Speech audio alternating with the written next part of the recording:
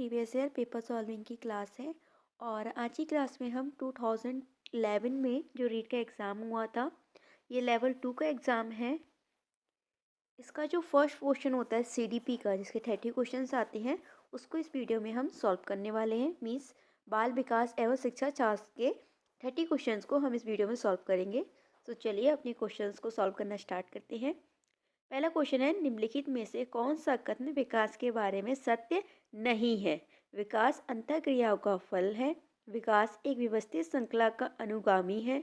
विकास एक व्यक्तिगत प्रक्रिया है। विकास विशिष्ट से सामान्य की ओर होता है। तो यहाँ पे हमसे सत्य नहीं वाला पूछा है। सो इसका राइट आंसर होगा ऑप्शन नंबर डी। जो विकास होता है वो विशिष्ट से सामान्य की ओर नहीं, बल्कि सामान्य से विशिष्ट की ओर होता है। जैसे कि पहले बच्चा अपनी पूरी हथेली का उपयोग करना सीखता है, देन उसके बाद वो उस फिंगर्स का यूज़ करते हुए किसी चीज़ को पकड़ना सीखता है। ठीक है, तो उसका राइट आंसर है option number D. Next question है, बालकों की सोच अमूर्तता की अपेक्षा मूर्त अनुभवों के प्रत्यों से होती है। यह अवस्था है 7 से 12 वर्ष, 12 से वयस्क तक, 2 से 7 वर्ष तक, जन्म से 2 वर्ष तक। तो देखिए इस क्वेश्चन का आंसर हम जीन पियाजे की थ्योरी के अकॉर्डिंग लगा सकते हैं। ठीक है, बहुत आराम से इसका आंसर निकाल सकते हैं। देखो जीन पियाजे ने क्या कहा था कि 11 साल की आयु के बाद बच्चे में अमूर्त तर्क उत्पन्न हो जाता है। तो मूर्त तर्क के द्वारा, मूर्त चीज़ों के द्वारा वो अनुभव कब तक करेगा? 7 से 12 ईयर्स तक। तो उसका राइट आंसर है option number A, 7 to 12 years. Next question है, मानव विकास किन दोनों के योगदान का परिणाम है? अभिभावक एवं अध्यापक, सामाजिक एवं सांस्कृतिक कारकों का, वंशक्रम एवं वातावरण का, इनमें से कोई नहीं। तो उसका राइट आंसर है ऑप्शन नंबर सी, वंशक्रम एवं वातावरण का। सो जो हमारा मानव होता है, उसका जो डेवलपमेंट होता है वो इन्वायरमेंट और उसके जो हेरिडिटी होते हैं उन दोनों का गुणक होता है। तो उसका राइट आंसर है option number C. Next question है, निम्नलिखित में से कौन पियाजे के अनुसार बौद्धिक विकास का निर्धारित तत्व नहीं है? सामाजिक संरचना, अनुभव, संतुलीकरण या इनमें से कोई नहीं। सो जीन पियाजे ने अपनी थ्योरी में समाज को बिल्कुल भी अहमियत नहीं दी है। देखिए उन्होंने अपनी थ्योरी में समाज का वर्णन तो किया है, लेकिन समाज को अहमियत नहीं दी है। तो उसका जो राइट आंसर है वो है ऑप्शन नंबर ए, सामाजिक संचरण। क्वेश्चन नंबर 5, विशेष आवश्यकता वाले बच्चों को पढ़ाने के लिए निम्नलिखित में से कौन सी व्यू रचना अधिक उपयुक्त है? अधिकतर बच्चों को सम्मिलित करते हुए कक्षा में चर्चा करना, विद्यार्थियों को सम्मिलित करते हुए अध्यापक द्वारा निर्देशन। देखिए अध्यापक द्वारा निर्देशन तो कभी भी नहीं देने हैं, इंस्ट्रक्ट तो करना ही नहीं है बच्चों को, बल्कि उनको अपने अनुभवों के द्वारा सीखने के हमें अवसर देने। सहकारी अधिगम एवं पीयर ट्यूटरिंग, अध्यापक के लिए योगदान, योग्यता आधारित समूहीकरण। और योग्यता आधारित समूहकरण भी हमें कभी करना ही नहीं है, हमें बच्चों को भी लेवलाइज नहीं करना है। तो उसका जो राइट आंसर होगा वो होगा ऑप्शन नंबर सी, सहकारी अधिगम और पीयर ट्यूटरिंग। नेक्स्ट क्वेश्चन है, समस्या के अर्थ को जानने की योग्यता वातावरण के दोषों, कमियों एवं रिक्तियों के प्रति सहजता विशेषता है। प्रतिभाशाली बालकों की, सामान्य बालकों की, सृजनशील बालकों की, या इनमें से कोई नहीं। देखिए वो क्या कर रहा है, अपने वातावरण के दोष और कमियों को भी जान रहा है, साथ ही साथ उनकी योग्यताओं को भी जानना है। ठीक है, समस्या को अर्थ के जानने की उसमें योग्यता है। तो वो कैसा व्यक्ति, बच्चा है? वो है एक सृजनशील व्यक्ति या फिर बच्चा, क्रिएटिव चाइल्ड है वो। तो उसका राइट आंसर है option number C. Next question है, एक कॉलेज जाने वाली लड़की ने फर्श पर कोट फेंकने की आदत डाल ली है। लड़की की माँ ने उससे कहा कि कमरे से बाहर जाओ और कोट को खूंटी पर टांगो। लड़की अगली बार घर में प्रवेश करती है, कोट को हाथ पर रखकर अलमारी की तरफ जाकर कोट को खूंटी पर टांग देती है। यह उदाहरण है श्रृंखलागत अधिगम का, उद्दीपक अनुक्रिया अधिगम का, प्रत्यक्ष अधिगम का, या इनमें से सभी। तो ये उदाहरण है श्रृंखलागत अधिगम का। तो उसका राइट आंसर है option number A. Next question है, बाह्य अभिप्रेरणा में समावेशित किया जाएगा प्रशंसा एवं दोषरोपण, प्रतिद्वंदिता, पुरस्कार एवं दंड, परिणाम का ज्ञान। तो ये जो सारी की सारी चीजें हैं वो क्या है? बाह्य अभिप्रेरणा है। तो उसका राइट आंसर होगा ऑप्शन नंबर डी। बाह्य अभिप्रेरणा वह अभिप्रेरणा होती है जिसमें हम कोई काम को या तो कोई प्रशंसा लेने के लिए, या फिर किसी दंड से बचने के लिए, या फिर कोई पुरस्कार लेने के लिए, या उसके परिणामों का ज्ञान रखते हुए करते हैं। और जबकि आंतरिक अभिप्रेरणा क्या होती है? जब हमें किसी चीज़ से करने की जिज्ञासा होती है, हम चाहते हैं कि हमारे ही ज्ञान में वृद्धि हो, हमें कोई लालच ना हो बाहर की चीज़ से, तो उसे हम कहते हैं आंतरिक अभिप्रेरणा। नेक्स्ट क्वेश्चन है, जिस प्रक्रिया में व्यक्ति दूसरों के व्यवहार को देखकर सीखता है, ना कि प्रत्यक्ष अनुभव के, तो उसे क्या कहते हैं? सामाजिक अधिगम, अनुबंधन, प्रायोगिक अधिगम या आकस्मिक अधिगम? तो उसे हम क्या कहते हैं? इसका जो राइट आंसर है वो है सामाजिक अधिगम। हम मतलब कि हम समाज में चीज़ों को देख देख के सीख रहे हैं, हमने खुद तो कुछ नहीं किया है, हम दूसरों के अनुभवों के द्वारा सीख रहे हैं, तो वो होता है हमारा सामाजिक अधिगम। अधिगम निर्योगता का लक्षण है भागने की प्रवृत्ति होना, अशांत, ऊर्जावान एवं विघंसक होना, अभ्यासवद्धि बाधा विकार, अभिप्रेरणा का अभाव। तो उसका जो राइट आंसर होगा वो होगा ऑप्शन नंबर सी, अवधान संबंधी बाधा या फिर विकार। नेक्स्ट क्वेश्चन है, अधिगम को प्रभावित करने वाला व्यक्तिगत कारक है संचार के साधन, समवयस्क समूह, अध्यापक या फिर परिपक्वता या फिर आयु। तो इसमें क्या है? व्यक्तिगत कारक पूछ रहा है, तो उसका राइट आंसर होगा ऑप्शन नंबर डी, परिपक्वता एवं आयु। एक क्रिकेट खिलाड़ी अपनी गेंदबाजी के कौशल को विकसित कर लेता है, पर यह बल्लेबाजी के कौशल को प्रभावित नहीं करता। इसे कहते हैं विधिनात्मक प्रशिक्षण अंतरण, निषेधात्मक प्रशिक्षण अंतरण, शून्य प्रशिक्षण अंतरण, इनमें से कोई नहीं। देखो, उसकी गेंदबाजी तो अच्छी हो गई, लेकिन उसका प्रभाव उसके बल्लेबाजी पे कुछ भी नहीं पड़ा, ना तो पॉजिटिव पड़ा ना तो निगेटिव पड़ा, कुछ पड़ा ही नहीं। तो उससे किस प्रकार का अंतरण हुआ है? स्थानांतरण हुआ है, शून्य हुआ है ना। तो इसका राइट आंसर होगा ऑप्शन नंबर सी। निम्न में से कौन सा कथन किसी व्यक्ति के मानसिक स्वास्थ्य के उत्तम रूप को प्रदर्शित करता है?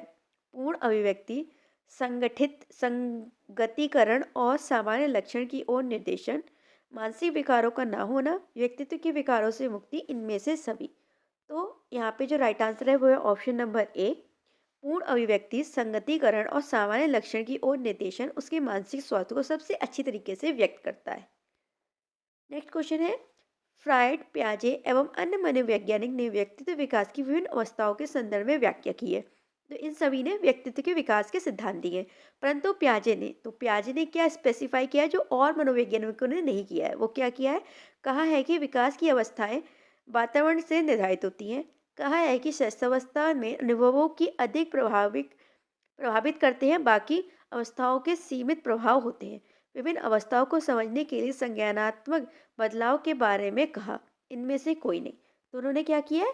इनकी जो थ्योरी थी वही थी संज्ञानात्मकता पे आधारित। तो उसका जो राइट आंसर है वो ऑप्शन नंबर सी है। इन्होंने ये बताया था कि विभिन्न अवस्थाओं को समझने के लिए उसमें कुछ ना कुछ संज्ञानात्मक बदलाव होते हैं, मतलब माइंड से रिलेटेड।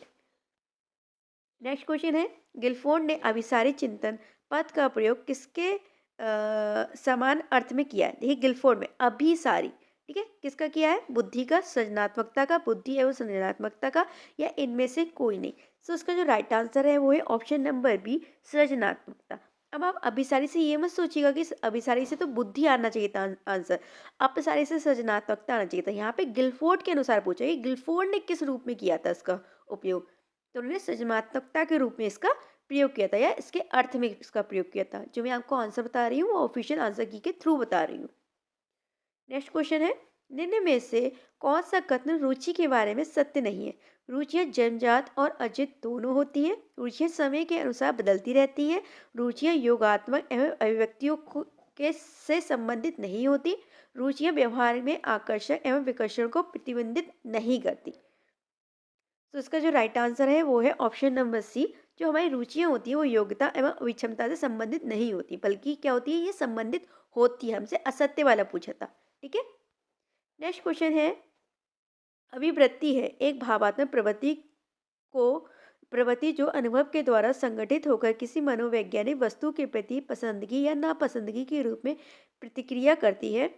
एक ऐसी विशेषता जो व्यक्ति को योग्यता का परिचायक और जिसे किसी प्रदत्त क्षेत्र में विशिष्ट प्रशिक्षण ज्ञान अथवा कौशल से सीखा जा सकता है। व्यक्ति की बीजभूत क्षमता जो कि विशिष्ट प्रकार की होती है, इनमें से कोई नहीं। इसका जो राइट आंसर है वो है ऑप्शन नंबर ए, ये अभिवृत्ति के बारे में सही बात लिखी हुई है। नेक्स्ट क्वेश्चन है, व्यक्तित्व एवं बुद्धि के में वंशानुक्रम ही की नामात्र की भूमिका है, महत्वपूर्ण भूमिका है, अपूर्वानुमेय भूमिका है, या आकर्षक भूमिका है? सो जो बोर्ड था उसने इसका आंसर माना था ऑप्शन नंबर ए की नाम मात्र की भूमिका है। पर मेरे अकॉर्डिंग जो बुद्धि या व्यक्तित्व होती है उसमें वंशानुक्रम की एक महत्वपूर्ण भूमिका होती है। ऑप्शन नंबर सी मेरे अकॉर्डिंग सही होना चाहिए। लेकिन जो बोर्ड था उसने ऑप्शन नंबर ए माना था। सो आप लोग मुझे जरूर बताइएगा कि ऑप्शन नंबर ए किस तरीके से आंसर है और ऑप्शन नंबर बी क्यों आंसर नहीं होगा। नेक्स्ट क्वेश्चन है, जिन इच्छाओं की पूर्ति नहीं होती उनका दमन निम्न में से कौन सा है?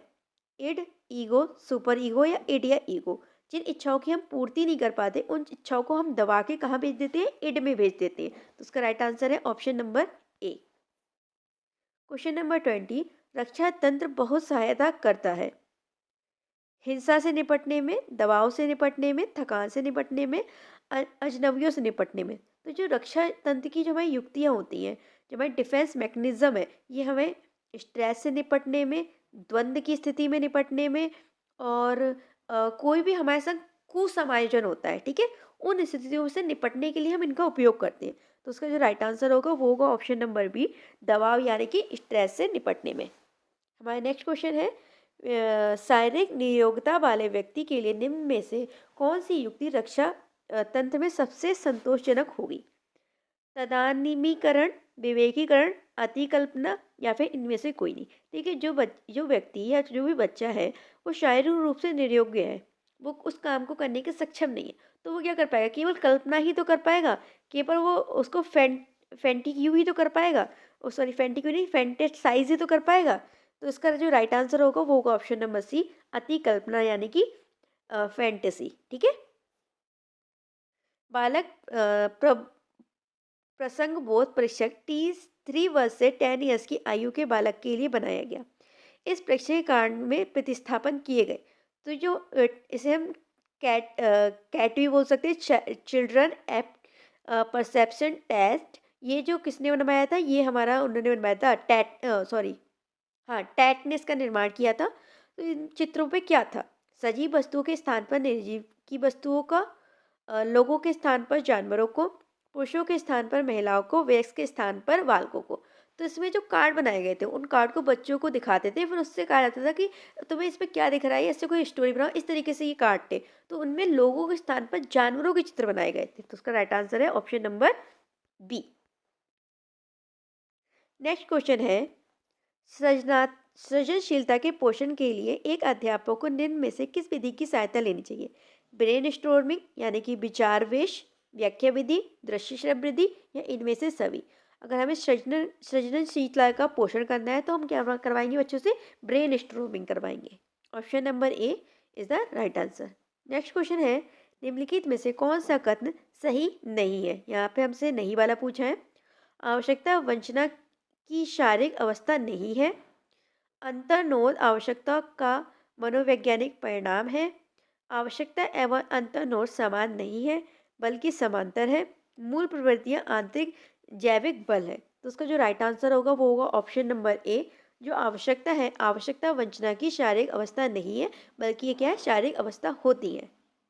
नेक्स्ट क्वेश्चन है, शिक्षा का अधिकार अधिनियम 2009 में एक अध्यापक के लिए न्यूनतम कार्य घंटे प्रति सप्ताह निर्धारित किए गए हैं। 40 घंटे, 45 घंटे, 50 घंटे, 55 घंटे। ये क्वेश्चन बहुत बार रिपीट हुआ है रीट में। तो कितने घंटे निर्धारित किए गए हैं? 45 घंटे। Option number B is the right answer. Next question है, शिक्षक का अधिकार अधिनियम 2009 में एक अध्यापक को निम्न में से किस दायित्व को पूरा करना चाहिए? विद्यालय में नियमित रूप से समय पर उपस्थित होना चाहिए। ठीक है, ये काम भी उसे करना चाहिए, नियमित रूप से उपस्थित होना चाहिए उसे। नेक्स्ट है, पाठ्य पुस्तक का संचालन का पूरा करना चाहिए। ठीक है, उसका संचालन भी पाठ्य पुस्तक का अच्छे से करना चाहिए। संपूर्ण पाठ्यक्रम को निर्धारित समय पर पूरा करना चाहिए, ये भी उसका दायित्व है। तो इसका राइट आंसर क्या होगा? ऑप्शन नंबर डी, इनमें से सभी उसके दायित्व हैं जो कि उसे पूरा करने चाहिए। इसका राइट आंसर है option number D. Next question है, राष्ट्रीय पाठ्यचर्या रूपरेखा 2005 में शांति शिक्षा को बढ़ावा देने के लिए कुछ क्रियाओं की अनुशंसा की गई है। पाठ्यक्रम रूपरेखा में निम्न में से किसे सूचीबद्ध किया गया है? महिलाओं के प्रति आदर एवं जिम्मेदारी का दृष्टिकोण विकसित करने के लिए कार्यक्रम आयोजित किए जाए। नैतिक शिक्षा को पढ़ाया जाए। शांति शिक्षा को एक अलग विषय के रूप में पढ़ाया जाए।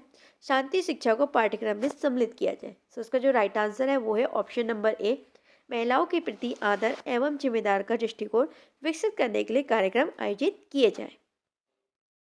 हमारा नेक्स्ट क्वेश्चन है, राष्ट्रीय पाठ्यचर्या की रूपरेखा 2005 मतलब कि नेशनल करिकुलम फ्रेमवर्क 2005 में बातचीत की गई है। देखिए किसके बारे में बातचीत की गई है, ज्ञान स्थायी व दिया जाता है, इससे ज्ञान का विकास होता है, विकास होता हो, इसकी संरचना की जाती है।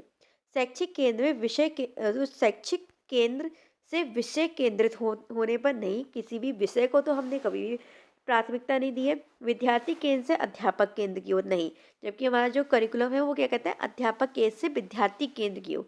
तो उसका जो राइट आंसर है वो है ऑप्शन नंबर ए, ज्ञान स्थायी है व दिया जाता है, से ज्ञान का विकास होता है और इसकी संरचना की जाती है। नेक्स्ट क्वेश्चन है, क्रियात्मक अनुसंधान का उद्देश्य है नवीन ज्ञान की खोज, शैक्षिक परिस्थितियों में व्यवहार विज्ञान का विकास, विद्यालय तथा कक्षा की शैक्षिक कार्यक्रम प्रणाली में सुधार करना, या इनमें से सभी। तो जो क्रियात्मक अनुसंधान होता है उसका जो मेन एम होता है वो होता है विद्यालय तथा कक्षा की शैक्षिक कार्य प्रणाली में सुधार करना। तो उसका राइट आंसर है option number C. Next question है, राष्ट्रीय पाठ्यचर्या रूपरेखा 2005 के अंतर्गत परीक्षा सुधारों में निम्न में से किस सुधार को सुझाव दिया गया है? खुली पुस्तक परीक्षा, स्वतंत्र एवं निरंतर एवं व्यापक मूल्यांकन, सामूहिक कार्य मूल्यांकन, या इनमें से सभी। तो जो हमारी राष्ट्रीय पाठ्यचर्या रूपरेखा 2005 है उनने इन सभी का सुझाव दिया है। तो उसका राइट आंसर है ऑप्शन नंबर डी। तो यहाँ पे हमारे 30 क्वेश्चंस कंप्लीट होते हैं। आप लोग मुझे ज़रूर बताइएगा कि आपके 30 आउट ऑफ कितने मार्क्स आ रहे हैं। सो आज की वीडियो के लिए इतना ही। Bye and have a good day.